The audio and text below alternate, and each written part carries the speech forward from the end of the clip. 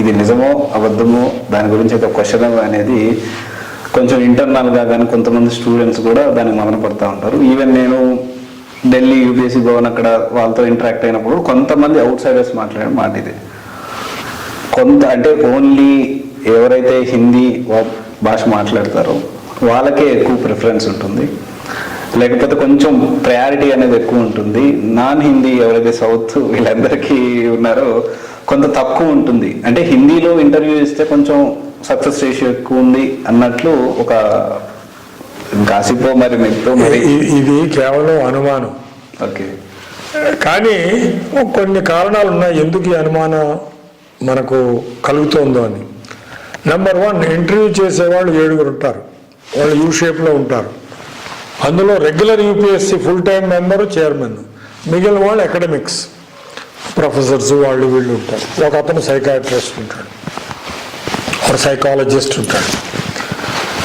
వాళ్ళు అడిగే ప్రశ్నలన్నీ ఇంగ్లీష్లోనే ఉంటాయి.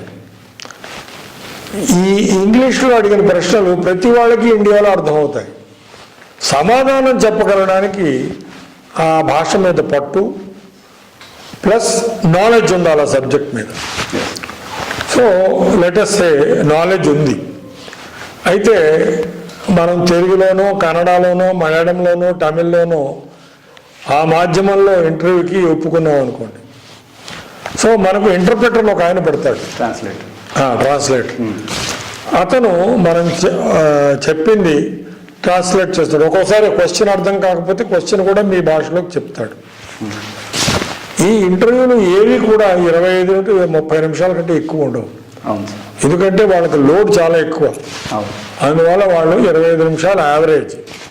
25 నిమిషాల ఇంటర్వ్యూ అయిన తర్వాత క్యాండిడేట్ వెళ్ళిపోయిన తర్వాత వాళ్ళలో వాళ్ళు డిస్కస్ చేసుకుని ఇతనికి ఎన్ని మార్కులు ఇస్తే 275కి ఎన్ని మార్కులు ఇస్తే బాగుంటుంది అని డిస్కస్ చేసుకుని మార్కులు ఇస్తారు.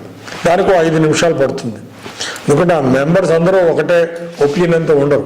ఒకతను ఇతనికి 100% వేయాలంటే ఒకడు 0 అంటాడు. సో ఆ చైర్మన్ జాగ్రత్తగా కన్సెన్సస్ ఏకాభిప్రాయం కోసం ప్రయత్నిస్తాడు.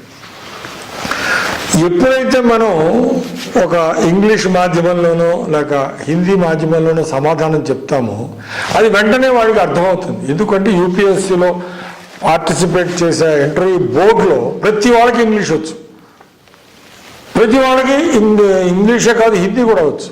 ఓకే, సో అందువల్ల టైము ఆ 25 మినిట్స్లో వైడ్ రేంజ్ ఆఫ్ క్వశ్చన్స్ అడుగుతారు. వేరాజ్ అదే మనం లెటర్సే తెలుగు అనుకున్నాం అనుకోండి, ఫస్ట్ వాళ్ళు మీ డీటెయిల్డ్ అప్లికేషన్ ఫామ్లో ఉన్నది, సో మీ పేరు పలానా, మీది పలానా ఊరు, మీ ఊరు గురించి చెప్పండి అంటాడు. ఈయన తెలుగులో మొదలెడతాడు, మా ఊరు పలానా గ్రామ పంచాయతీ, మాకు నది దూరంలో ఉంది, మాకు కాలువలు లేవు, వర్షాధారం అదే చెప్తాడు. అదంతా మళ్ళీ తిరిగి ఆ ట్రాన్స్లేట్ చేయాలి, కొన్ని పాయింట్స్ మిస్ అవుతాయి, పాయింట్స్ 1 2 టైం వేస్ట్ అవుతుంది. సో సెకండ్ క్వశ్చన్ న్యాచురల్లీ వాళ్ళు ఆఫ్ఘనిస్తాన్లో ఈ రోజున ఉన్న తాలిబాన్ ప్రభుత్వాన్ని ఇంతవరకు ఎవరు రికగ్నైజ్ చేయలేదు, మీ ప్రకారం ఏంటి కారణం అంటాడు. అతను పాపం ఏదో చెబుతాడు కారణం ఏదో, అది మళ్ళీ అతను ట్రాన్స్లేట్ చేయాలి. ఓకే, సో దీంతో ఒక 4-5 ప్రశ్నలకి అయిపోతుంది టైం. సో ఇతని యొక్క కోర్ కాంపిటెన్స్, అతనికి వైడ్ రేంజ్ ఆఫ్ సబ్జెక్ట్స్ వచ్చు. 2 అతని యొక్క మనోభావాలు వాళ్ళు పసిగట్టలేకపోతున్నారు. ఎందుకు? One of the questions will be why do you want to join IAS. ఈ ప్రశ్న ప్రతి వాళ్ళు అడుగుతారు, ఏదో సమాధానం చెప్తాడు, దేశ సేవను, అది వాళ్ళకి తెలిసి ఇది అబద్ధమని. ప్లస్ ఒక సిచ్యువేషన్ ఇస్తారు. ఓకే, ఎలాంటి సిచ్యువేషన్ అంటే, ఇప్పుడు ఇది మీరు అనుకోండి మీ జిల్లాలో జరుగుతుంది ఒక మిడ్ డే మీల్ స్కీమ్. కొంతమంది అగ్రకులస్తులు భోంచేయటం లేదు, ఎందుకంటే ఆ కుక్కు దళితులు కాబట్టి, వంట చేసిన దళితులు కాబట్టి వాళ్ళు ఇంటి నుంచి తెచ్చుకున్న భోజనాలు చెప్తున్నారు. మీరు కలెక్టర్ ఆ జిల్లాకి ఏం చేస్తారు? ఇది ఒక ఇమాజినరీ హైపోథెటికల్ సిచ్యువేషన్. ఏదో చెబుతాడు, అది మళ్ళీ ట్రాన్స్లేట్ చేయాలి. అందువల్ల ఒక్కోసారి ఈ కరెక్ట్ ఆన్సర్లు వాళ్ళకి చేరవు. సో మీ యాటిట్యూడ్ తెలుసుకోవాలి అంటే, ఇప్పుడు ఉదాహరణకు 3 ఫామ్ లాస్ అంటారు. ఈ అగ్రికల్చర్ మీద 3 చట్టాలు చేశారు. దాని మీద పెద్ద అజిటేషన్ గత 9 నెలలుగా అవుతుంది. ఢిల్లీలో అవుతుంది, ఎక్కువగా చేసేది పంజాబ్ వాళ్ళు, హర్యానా వాళ్ళు, వెస్టర్న్ యూపీ వాళ్ళు. మిగిలిన రైతులు చేయటం లేదు. ఎందువల్ల అని అడుగుతారు. సో దానికి ఇలాంటి కాంట్రవర్షియల్ క్వశ్చన్స్లో మీరు 2 దృక్పథాలు చెప్పాలి.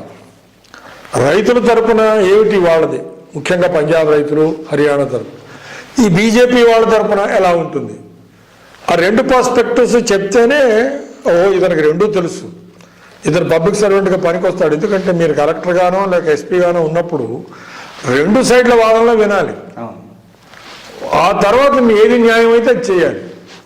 So are you patient listener, do you listen to both points of view, లేక బయాస్ అయిపోతున్నారా మీరు, అవన్నీ చూస్తారు వాళ్ళు. వాటికి స్కోప్ 25 నిమిషాల్లో ఒకటే లాంగ్వేజ్లో జరిగితే ఈజీ. అదే 2-3 భాషల్లో జరిగింది అనుకోండి, ఈ ట్రాన్స్లేషన్లో కొంత టైం వేస్ట్ అవుతుంది. ఓకే. సో అది మేజర్ రీజన్. ఒకవేళ మనకు పర్వాలేదో మాట్లాడగలం అంటే నో ప్రాబ్లం, ఇంగ్లీష్లోనే చేయొచ్చు. అందుకే కొంతమంది 3rd అటెంప్ట్ 4th అటెంప్ట్ ఇంటర్వ్యూలో వాళ్ళు స్విచ్ ఓవర్ అవుతున్నారు ఇంగ్లీష్కి. మేము అడుగుతాం, ఎందుకయ్యా ఇంతకుముందు ఇంటర్వ్యూలు అన్నీ నువ్వు తెలుగులో చేసావు, ఇప్పుడు ఎందుకంటే ఇది సార్ ప్రాబ్లము, నాకు ఇంటర్వ్యూలో మార్కులు తక్కువ వస్తున్నాయి. ఎందుకు అంటే నేను చెప్పేది అతను సరిగ్గా ట్రాన్స్లేట్ చేయలేకపోతున్నాడు, భావ వ్యక్తీకరణ సరిగ్గా జరగట్లేదు, 100% జరగకుండా ట్రాన్స్మిషన్ లాస్ అబౌట్ 50% వెళ్తుంది వాళ్ళకి. కాబట్టి అదేదో నేనే చెప్పుకుంటూ పోలేదా అని. ఓకే.